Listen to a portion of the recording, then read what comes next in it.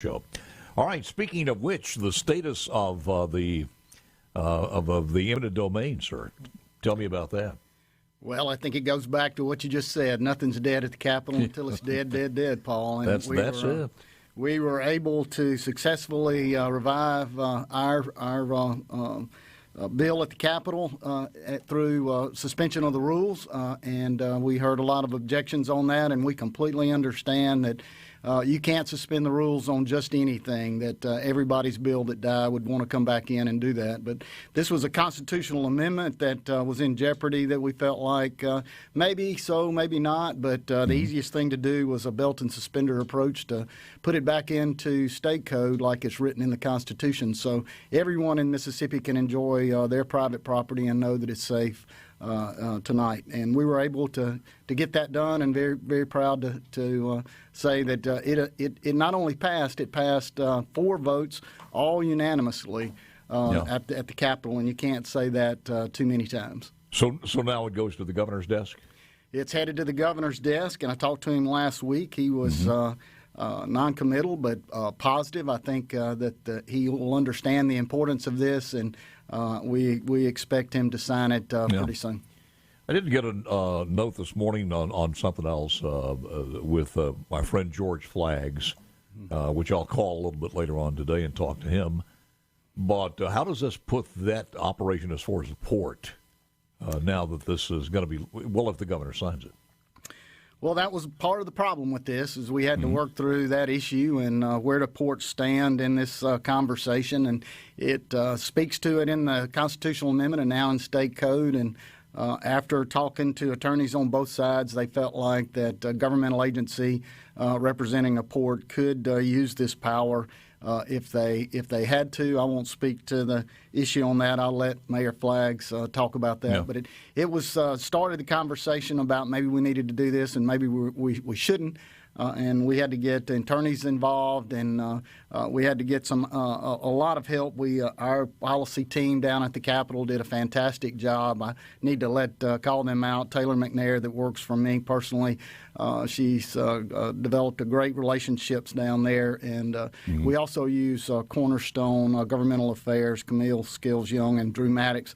We just had to keep continuing to work the process and eliminate the concerns. And then once we did that, it was a bipartisan issue. Everybody's for protecting their private property. So, well, you go back in history. I can't think of anything that's been that contentious lately that's in my mind, but there's been some abuse of that in over history, and it's good to have somebody like the Farm Bureau be a watchdog on those rights. So it started probably back around 1985, and the states and the counties and cities started eroding away at what eminent domain could be used for, and started using it more for economic development.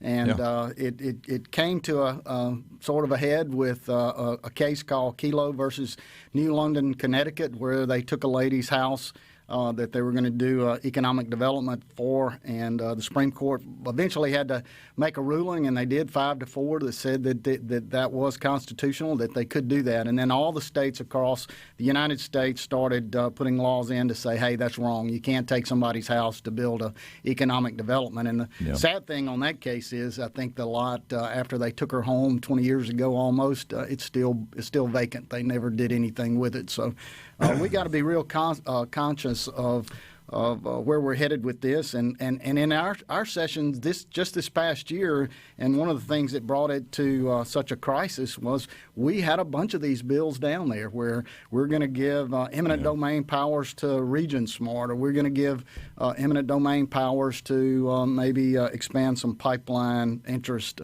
in there. So we've got it in state code now. It's locked in there, but Farm Bureau is going to have to make sure the keys stay in our pockets, that we don't let this stuff continue to erode away. I agree with you.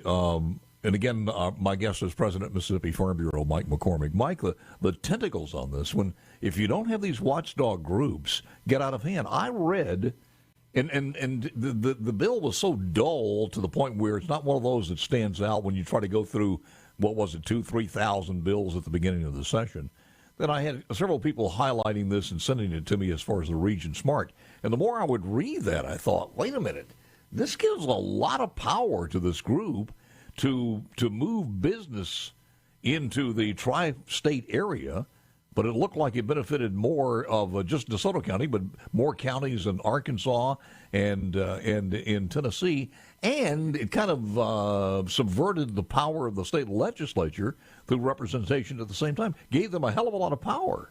Well, we want it's sort of a municipal type bill to work with expanding economic development in a city. So we didn't speak to anything on the bill other than you don't need these powers. The state of Mississippi has them, and we were told that it's going to get a bridge across the river, hopefully in Tunica. We need that bridge, and we're all for that. And if we can't buy the land with a willing seller and a willing buyer, the state of Mississippi has the power to fix that. So we were able to get that part pulled out, but then all the problems that you just started mentioning started popping up, and I think they just put it on hold for the year. So I'm sure it'll be back next year, but we'll watch again. They don't need those powers in there. We went through this, and I know you probably remember this, and it's been quite a few sessions ago.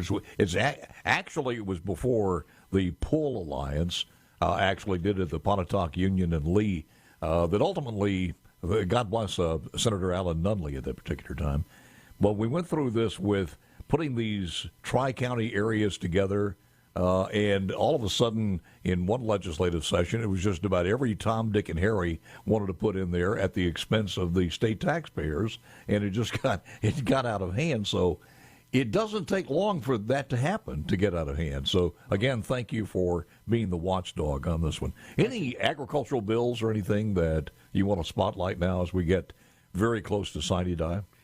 Well, I think all of that's been dealt with. We do need to get together and come up with a consensus on a grain indemnity program for next year to help offset what happened in the Mississippi Delta. But right now, mostly appropriation bills, and I think Senator Sparks mentioned one that's really close to me. That's the ERBRF fund, the Emergency Road and Bridge Fund. We need some more funding in that. We got $90 million last year. We had $900 million worth of requests. We've got to get our agricultural products to market, and that's one of the best programs that the state set up in a long, long time, and we look forward to working with that. I think broadband is another thing that hits agriculture, but all across the state, in rural areas of the state, we've got to get connected. It's not a luxury anymore; it's a necessity. And there's a tremendous amount of technology coming in the farming sector that's going to require higher speed connections, and we look forward to working with the legislature on that through the appropriation process. And something really special to me is rural water associations. I sit on mine in Union Church, and we're desperately need some funds to help get water, safe, drinkable water to all of our population. So. Does that move through the local and privates for the most part, or is it? No, I think that'll be ARPA funds on all of ARPA. that. Yeah.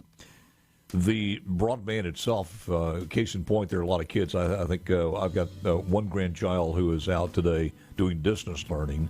And if you've got somebody who lives in a very, very rural area and they can't get an adequate broadband, it's just, we got to have it today, like you said. And always good talking to you, sir. Thank you, Paul. Thank you for having me on, and congratulations to all of us. You got it. Stay safe, sir. Stay safe. Scott Fox.